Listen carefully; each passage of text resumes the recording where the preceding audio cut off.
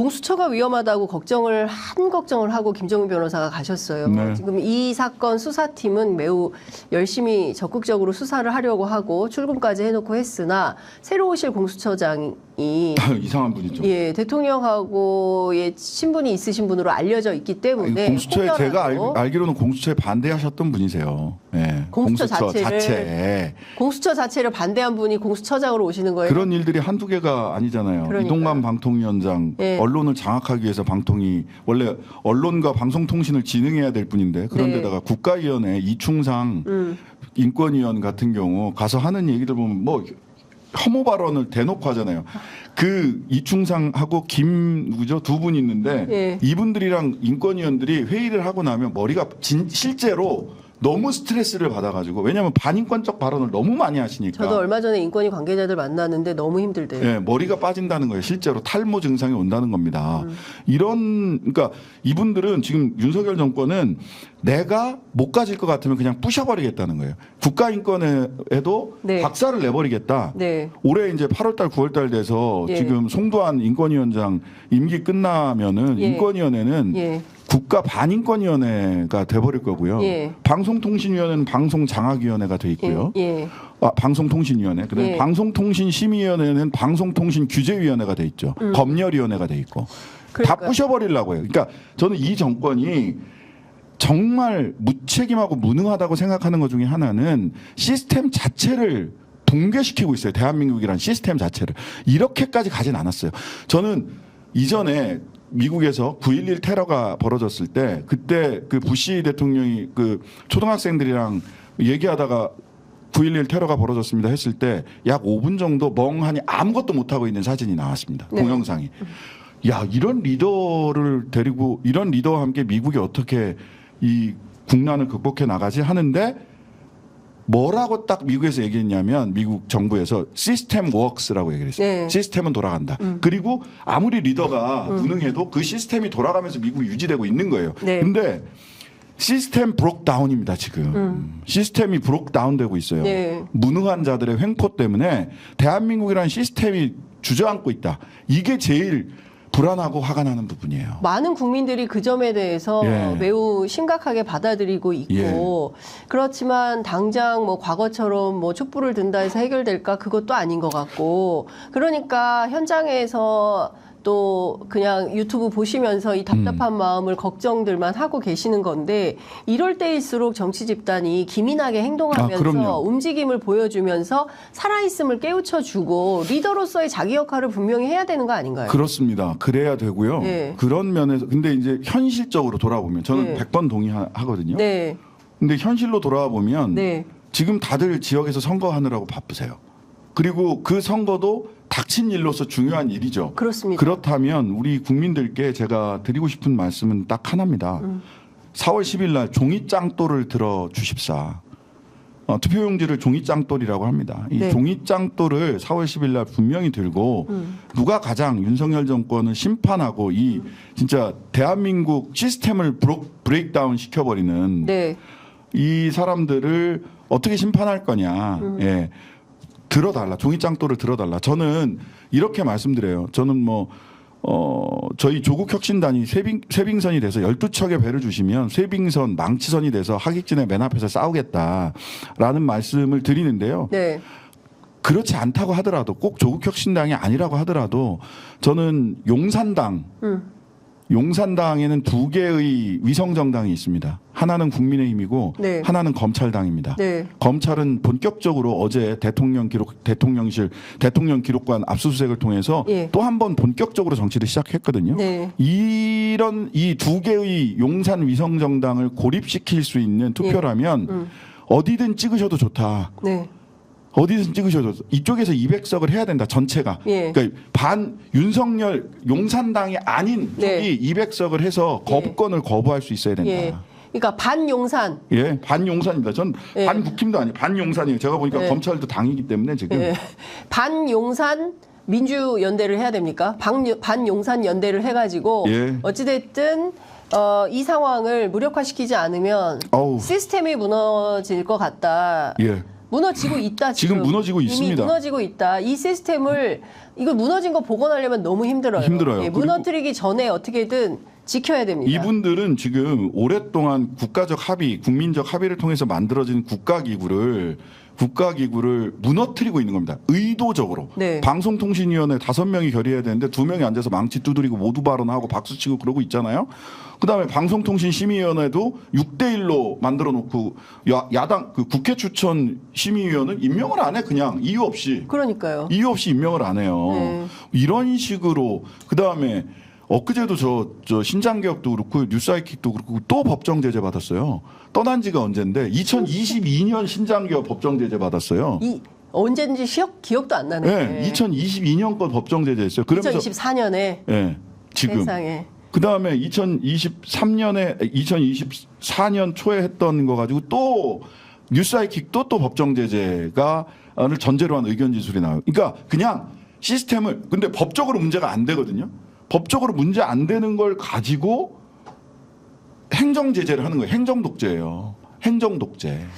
지금 그러니까 뭐 도처에서 벌어지고 있는 이해할 수 없는 일들 이런 것들을 바로잡기 위해서 정말 정치 집단의 자각이 필요하다. 그리고 보다 그 적극적인 리더로서의 역할을 보여줘야 될 때가 아닌가라는 생각이 좀 듭니다. 자, 이것 좀 여쭤보겠습니다.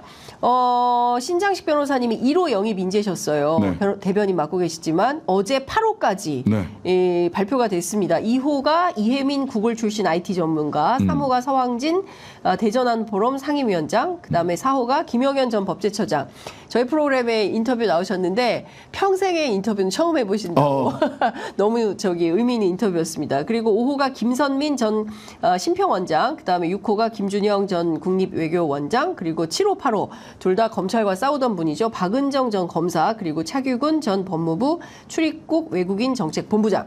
제가 길게 읽어드렸습니다. 네. 자, 여기에 담긴 스토리, 컨셉 어떤 거라고 볼 수 있을까요? 두 가지인데요. 하나는 윤석열 정권 심판, 검찰 독재 종식에서 가장 최선두에서 싸울 수 있는 사람들.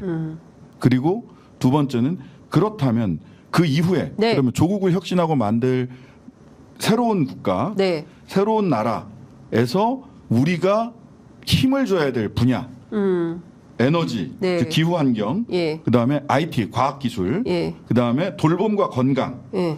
외교 이렇게 딱 있는 거죠. 이혜민 구글, 예. 그다음에 김선민 심평원장 네. 의사시고요. 네, 예. 그다음에 김준영, 예, 외교. 서왕진 예. 에너지 환경 정책, 예. 기후. IT. 예. 그래서 기후. 예. 기후. 예.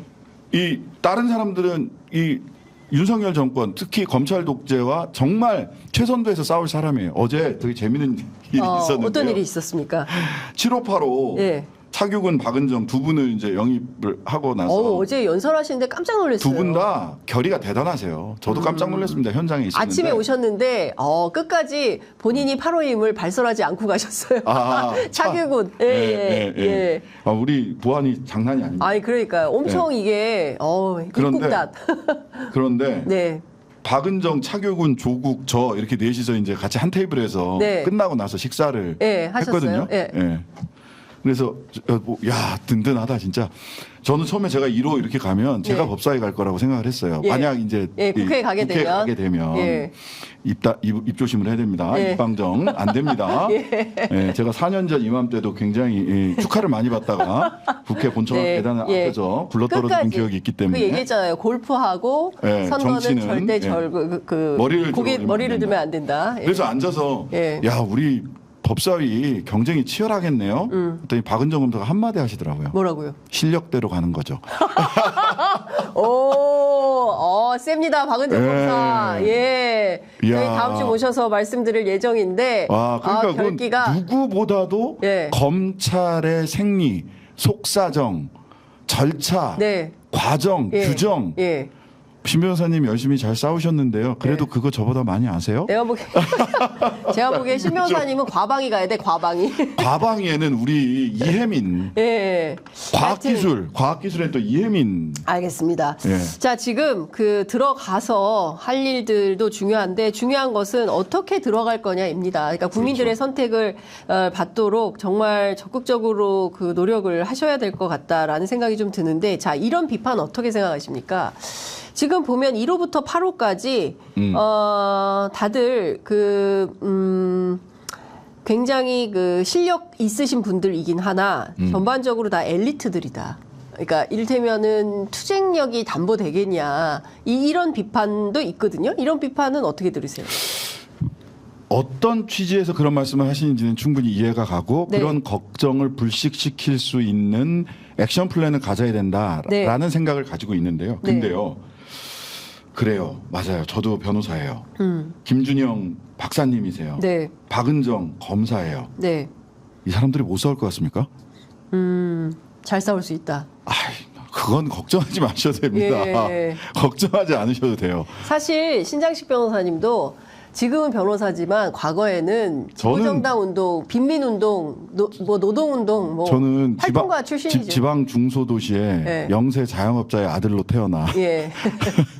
대학교 1학년 때 87년 고등학교 1학년 때 나는 대학에 가면 데모를 해야지 예. 라는 생각을 차규근 변호사님은 아니요, 대학 가면 절대 데모하지 말자라고 예, 예. 결심을 했대요. 대구에서 올라올 맞아요. 때. 말씀 들었습니다. 예, 하여간 제가 보기에는 여하튼 좀 투쟁력은 있다 이런 건데, 오늘도 추가로 저희가 이제 10시에 생중계 다른 채널, 저희가 그 취재 편의점에 기자들이 전방위적으로 나가서 지금 취재하고 있습니다. 그 다른 채널로 오전 10시에 생방송으로 또 보내드릴 텐데요. 오늘 그 입당식이 있네요. 네. 입당식이 있는데 어떤 분들이 들어오게 되는 겁니까? 어. 30분 뒤입니다. 네, 30분 뒤 10시에는 네. 황운하 의원이 입당이 있습니다. 30분, 이걸 전문 용어로 시간차 단독이라고 합니다. 예. 30분 전에 단독 확인해 주셨어요? 예, 오늘 아니 단독 아니고요. 나왔어요? 딴 데? 조금 전에 릴리즈를 했어요. 릴리즈를 했구나. 엠바고. 해제했어요? 뭐 단독은 단독이네. 네. 엠바고 릴리즈 했으니까. 엠바고, 근데 대변인이 엠바고 깨면 안 되는데, 기자들한테 욕먹는데. 맞아. 큰일 났네. 큰일 났다. 아이고. 아이고, 이거는 어떡하지? 실수. 실수입니다. 죄송합니다. 공식적으로 확인해 드릴 수 없습니다. 여기 청취자 여러분 8,200명 분들 큰일 났다, 큰일 났다. 죄송합니다. 큰일 났다. 나 공보실하고 대변실 가서 어떻게 해. 자, 이재용만 슛할 수 있는 거 아닙니다. 저도 한번 해보겠습니다. 신장 변호사 모른 척 너무. 해주세요. 예, 신 변호사님 너무 재밌으세요. 고맙습니다. 예. 진짜 예. 어떡해. 이거 큰일 나요. 기자들 전체로 지금 보니까 400명 명이 되는 기자들이 이게 단톡방에 들어와 있던데. 예, 제가 후배들을 대신해서 사과드리겠습니다. 죄송합니다. 인터뷰 중에 나온 얘기인데요. 네. 더 자, 이상 모르는 척하고. 예, 더 이상 자. 엽죽지 않도록 하겠습니다. 그 맨인 블랙 켜겠습니다. 맨인 블랙 플래시 깜빡. 이러면 큰일 나요. 죄송합니다. 대변인이. 예. 정말. 모두에게 공평하게 고르게. 못 들으셨죠? 예. 자, 넘어가도록 하겠습니다. 최근에 보니까요, 지지율이 이게 보통이 아닙니다. 그리고 지민 비조, 도하 언론들이 이제 좀씩 쓰기 시작했어요. 네, 네. 그리고 지금 보니까 이게 데일리안 조사에서도 공정 하는 데서 이게 굉장히 보수 과표집이 많은 회사인데 여기서 20.3%가 나왔어요. 비례정당 투표입니다. 그리고 코리아 타임스하고 한국 리서치가 조사한 내용도 15% 상당합니다. 그러니까 지금 이거 보면은 탔다. 예, 여론에 이제 올라탔다. 바람이 이렇게, 분다. 예, 바람이 분다.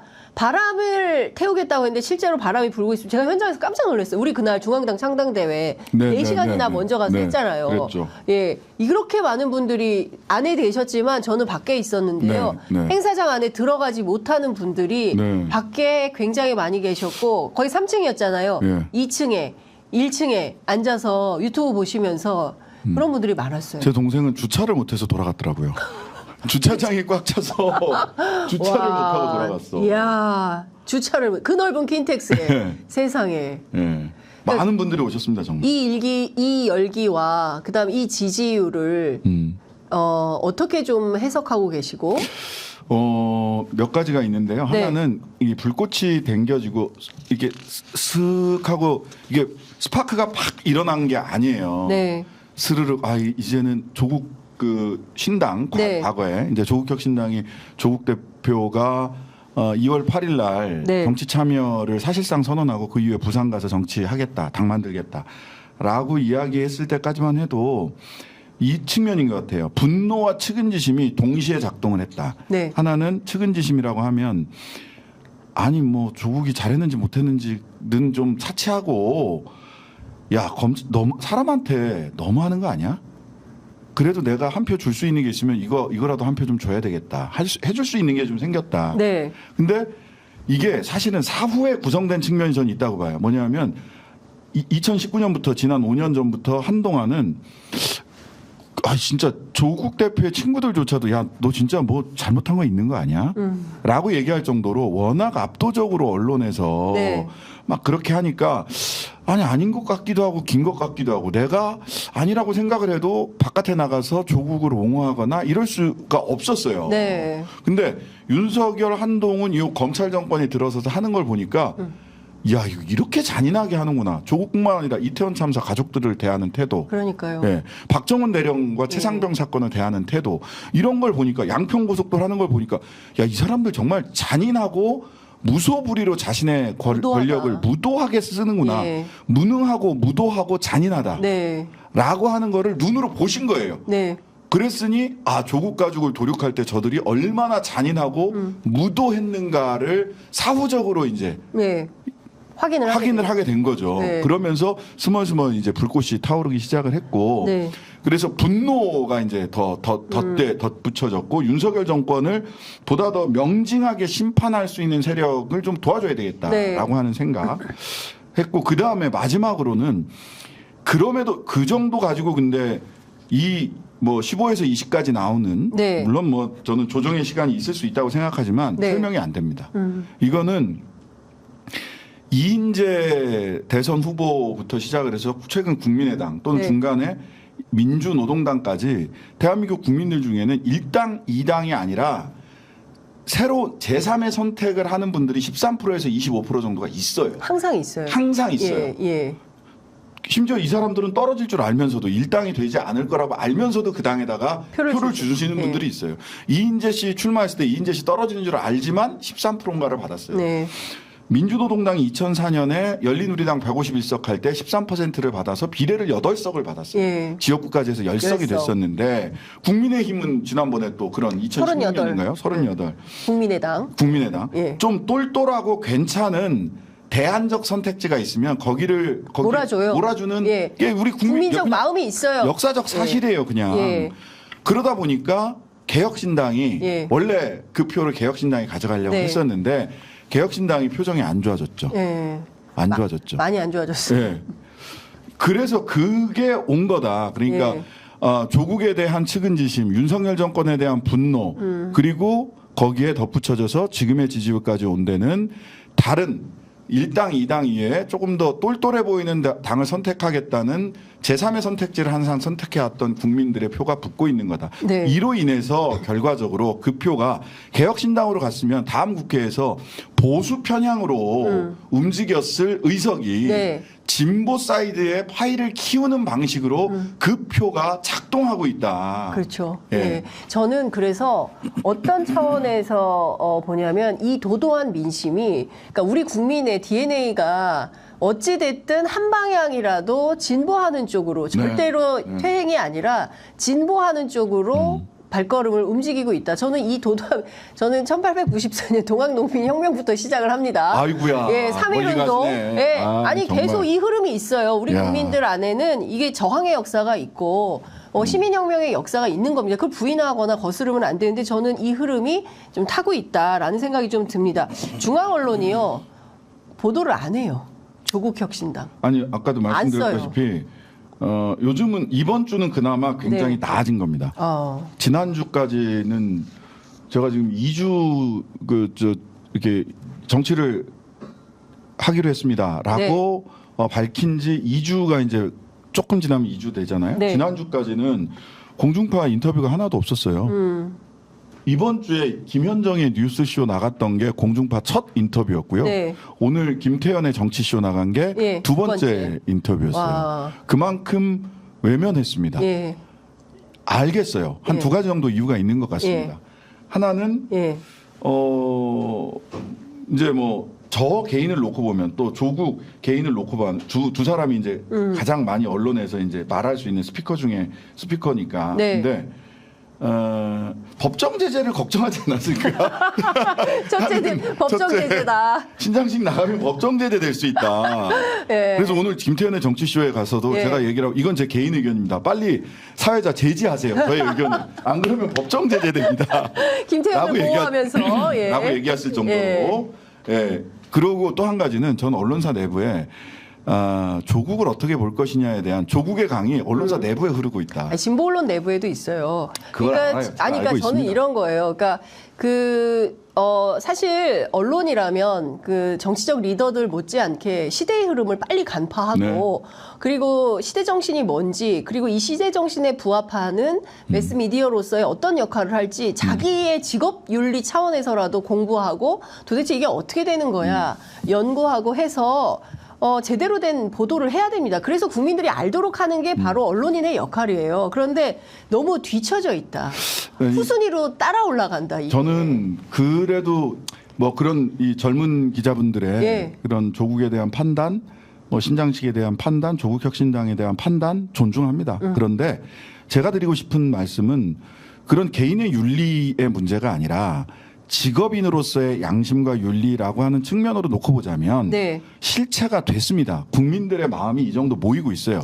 그러면 정치적 실체로서 다루는 것을 주저해서는 안 된다. 그렇죠. 개인의 윤리적 판단, 그건 뭐 개인의 정치 사상과 양심의 자유 영역이니까 예. 뭐 그거는 알아서 하세요.